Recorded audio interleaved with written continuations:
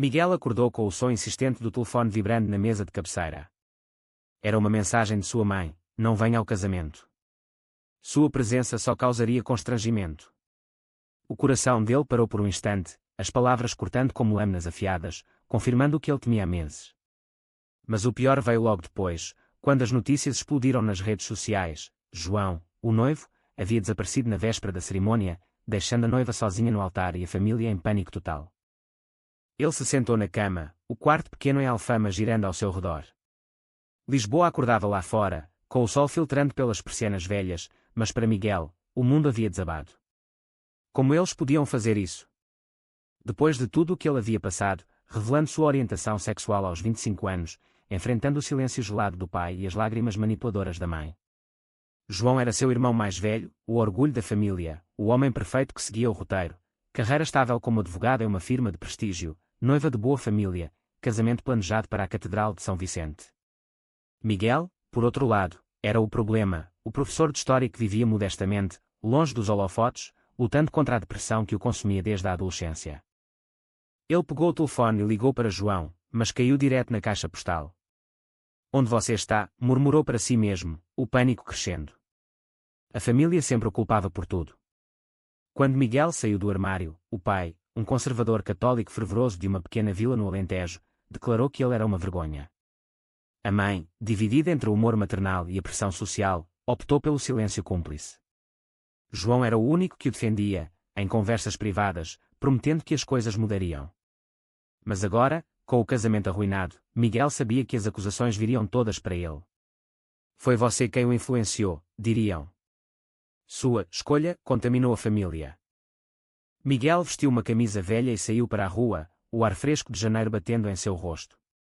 Lisboa pulsava com vida, turistas fotografando os azulejos, vendedores ambulantes oferecendo pastéis de nata, o elétrico rangendo pelos trilhos íngremes. Ele caminhou até o mirador da Senhora do Monte, onde costumava ir com João na infância, quando a família ainda era unida. Sentado no banco de pedra, ele relembrou as noites em que confidenciava seus medos ao irmão. Eu não escolhi isso, João.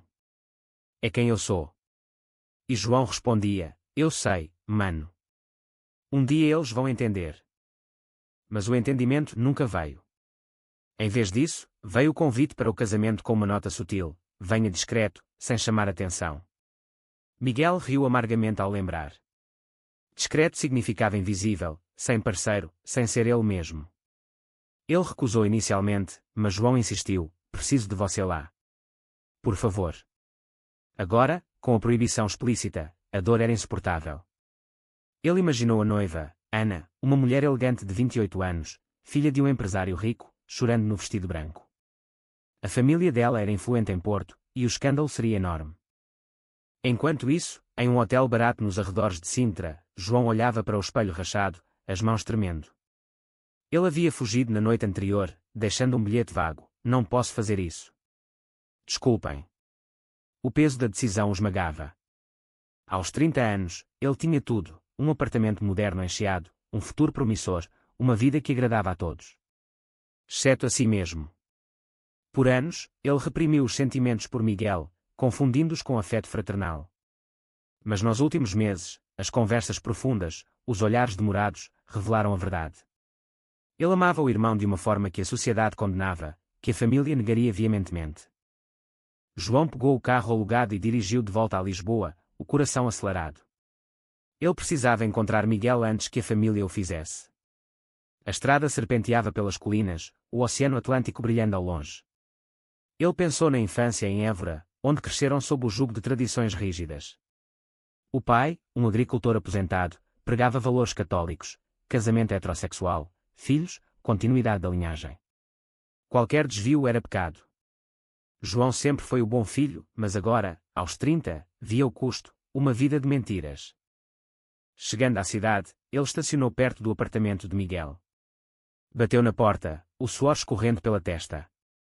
Quando Miguel abriu, os olhos se encontraram em um misto de choque e alívio. João. O que você fez? Miguel puxou-o para dentro, fechando a porta rapidamente. A família está louca atrás de você.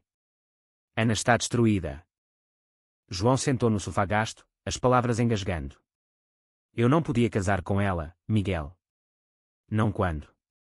Quando eu amo você. As palavras pairaram no ar, pesadas como chumbo. Miguel congelou, o mundo girando novamente. Ele sempre sentira uma conexão profunda com o irmão, mas isso era proibido, um tabu que destruiria tudo. Você está louco, sussurrou Miguel. Somos irmãos. Isso não pode ser. Mas João insistiu, os olhos cheios de lágrimas. Não é só afeto familiar. Eu neguei por anos, mas ver você sofrer, ser excluído, me fez questionar tudo. Eu fugi para te encontrar, para dizermos a verdade. Miguel andou de um lado para o outro, o conflito interno rasgando. Aceitar isso significava trair a família, a sociedade, até mesmo suas próprias crenças. Mas negar seria continuar na solidão. A campainha tocou, interrompendo o momento. Era a mãe, furiosa, batendo na porta. Miguel. Abra. Sabemos que João está aí. O confronto estava prestes a explodir. A mãe irrompeu no apartamento assim que Miguel abriu a porta, o rosto vermelho de raiva e exaustão. Atrás dela, o pai permanecia rígido, os braços cruzados, como uma estátua de desaprovação. O que vocês fizeram? Gritou ela, apontando para João.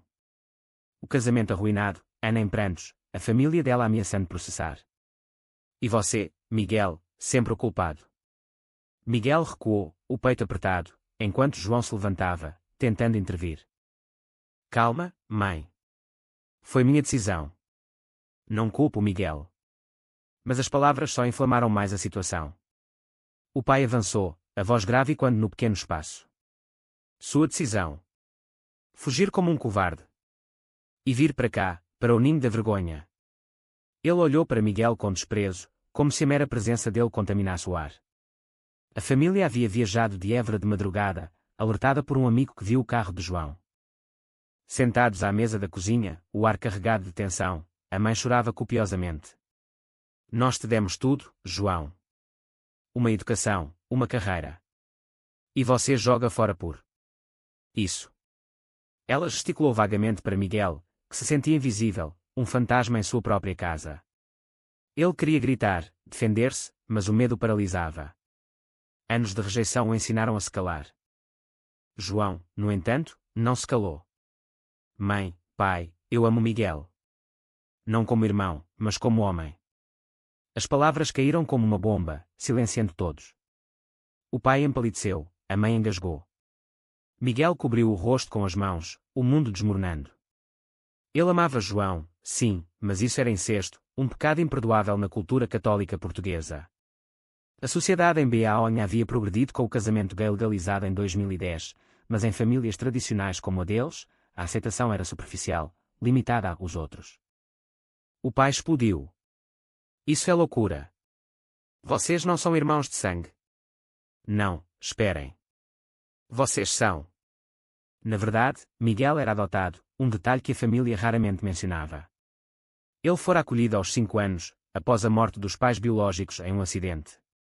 Mas para eles, era irrelevante, eram irmãos na criação, no nome.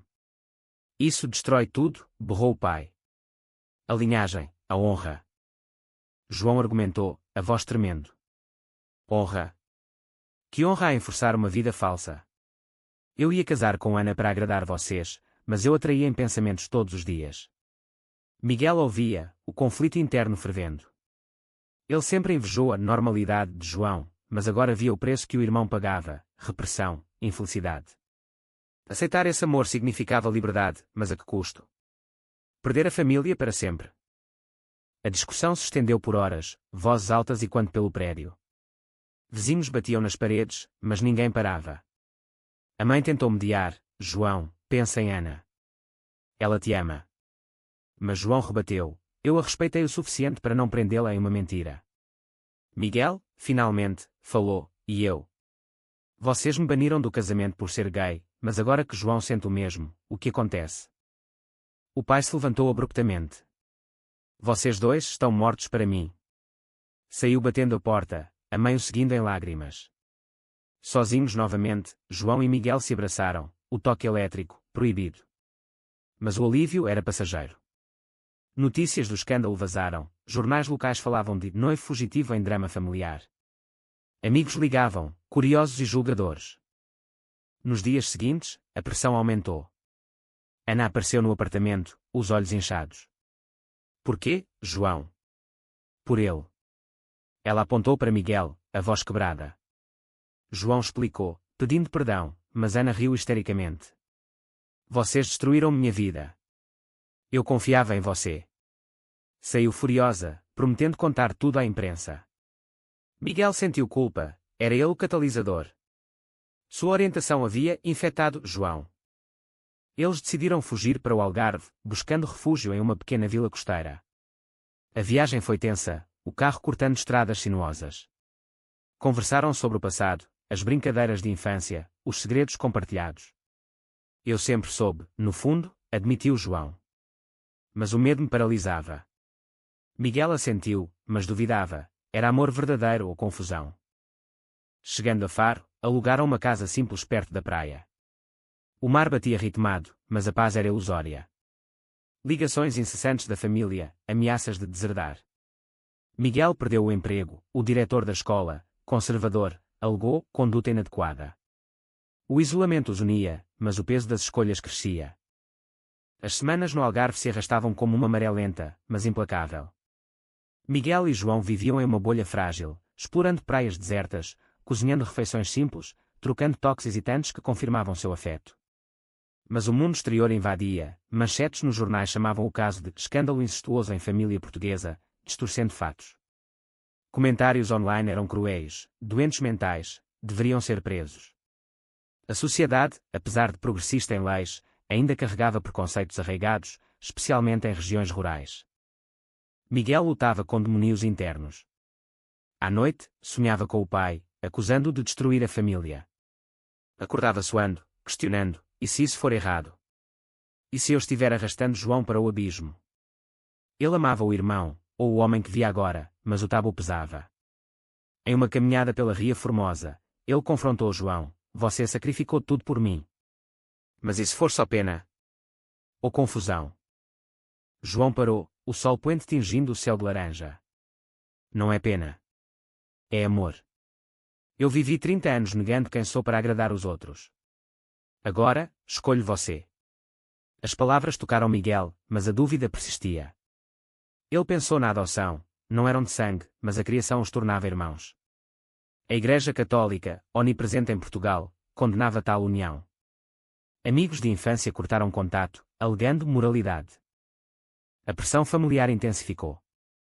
A mãe ligou, suplicante, volte, João.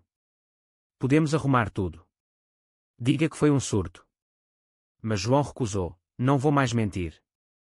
O pai, em uma carta, deserdou ambos, transferindo propriedades para primos distantes. Miguel sentiu o golpe, a herança não importava, mas a rejeição total doía. Ana, vingativa, deu entrevistas à TV, pintando João como traidor e Miguel como manipulador. Ele roubou meu noivo, declarou ela, lágrimas falsas brilhando. A opinião pública se dividiu, alguns apoiavam a liberdade amorosa, outros clamavam por valores tradicionais. Em Lisboa, protestos pequenos surgiram, misturando ativistas LGBT com conservadores.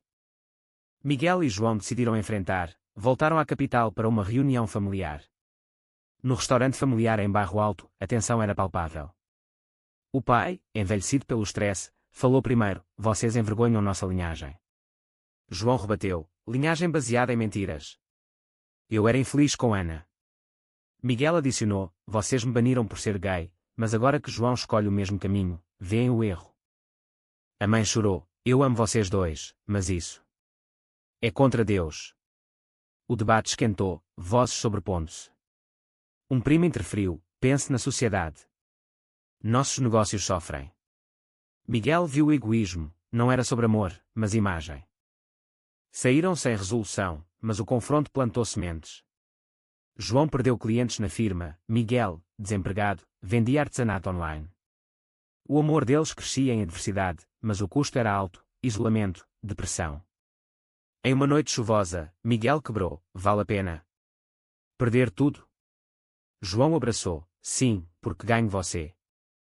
Mas o clímax veio quando a polícia bateu à porta, Ana acusara João de fraude emocional, alegando promessas falsas. Era absurdo, mas o processo começou, arrastando-os para tribunais. O tribunal em Lisboa era um labirinto de burocracia fria, e quando com sussurros e olhares julgadores. João sentava ao lado do advogado, suor perlando a testa, enquanto Ana, do outro lado, evitava seu olhar. Miguel observava da plateia, o coração na garganta. A acusação de dano moral era tênue, mas em Portugal, onde o divórcio e casamentos gays eram legais, casos emocionais ainda geravam debate. O juiz, um homem de meia-idade, ouvia testemunhas, amigos de Ana descrevendo-o traição, a mãe de João defendendo o filho com lágrimas. João testemunhou: eu errei em não terminar antes, mas meu amor por Miguel é real. Murmúrios encheram a sala, jornalistas anotavam furiosamente. Miguel sentiu orgulho misturado a terror, expor-se assim era corajoso, mas arriscado. O advogado de Ana atacou: isso é incesto disfarçado. Uma aberração. Miguel rangeu os dentes, não eram de sangue, mas o estigma persistia. Fora do tribunal, ativistas LGBT protestavam, cartazes clamando: amor não tem rótulos. Conservadores contra-argumentavam: protejam a família tradicional. A mídia transformou o caso em espetáculo, entrevistando psicólogos que debatiam confusão fraternal versus amor genuíno. Miguel e João se tornaram símbolos involuntários, pressionados por ambos os lados. Em casa, o stress cobrava, João bebia mais, Miguel tinha insonias. E se perdermos tudo? Perguntou Miguel. João respondeu: já perdemos. Mas ganhamos honestidade. Eles procuraram terapia, um psicólogo em Cascais que os ajudou a navegar o conflito. Seu amor desafia normas, disse ele. Mas é válido se consensual. A família se dividiu, a mãe visitava secretamente, trazendo comida, dividida entre lealdade e amor. Eu rezo por vocês, sussurrava. O pai, inflexível, cortou contato. Primos distantes ofereciam apoio tímido, revelando próprias lutas com identidade. O verdito veio, absolvição, mas com advertência. Ana ganhou indenização simbólica. Alívio, mas o dano estava feito. João perdeu o emprego, Miguel, estigmatizado, lutava por entrevistas. Decidiram mudar para o Porto, buscando anonimato. Lá, alugaram um apartamento modesto, João trabalhando freelance, Miguel dando aulas particulares. Mas a tranquilidade durou pouco. Um artigo anónimo acusou-os de corrupção moral, vazando detalhes íntimos. Suspeitaram de Ana ou do pai. A pressão social aumentou, vizinhos fofocavam, amigos sumiam. Miguel confrontou João: isso é o preço. Eternamente julgados. João admitiu: sim, mas eu escolheria de novo. Em uma viagem a Sintra, revisitando o hotel onde João fugiu, eles renovaram votos privados. Não precisamos de aprovação, disse João. Miguel concordou, mas o dúvida persistia, era certo desafiar tudo. Anos passaram, mas as cicatrizes permaneciam. Miguel e João construíram uma vida no Porto, longe do caos de Lisboa. Aos 33 e 35 anos, respectivamente, eles gerenciavam uma pequena livraria especializada em literatura LGBT, um refúgio para outros como eles. A sociedade portuguesa evoluía lentamente, mais casais gays visíveis, leis protetoras. Mas em seu círculo, o passado ecoava. A mãe, envelhecida, visitava ocasionalmente, reconciliada parcialmente. Eu errei em banir você, Miguel, admitiu uma vez. O pai faleceu sem perdão, deixando um vazio. Ana casou-se novamente, mas enviou uma carta: desejo felicidade, apesar de tudo. Miguel perdoou, entendendo a dor dela. Eles adotaram um cachorro, viajaram pela Europa, fortalecendo o laço. Mas reflexões vinham: o amor valera o sacrifício. Miguel publicou um livro anónimo sobre sua jornada, sparking debates online. Amor proibido ou escolha egoísta? Questionavam. Em uma noite estrelada na praia da Foz, João perguntou: arrepende-se? Miguel sorriu: não. Mas o preço foi alto. Eles sabiam, decisões moldam destinos, mas o julgamento alheio persiste. E você, leitor, acha que o amor justifica qualquer sacrifício, mesmo que destrua laços familiares e sociais?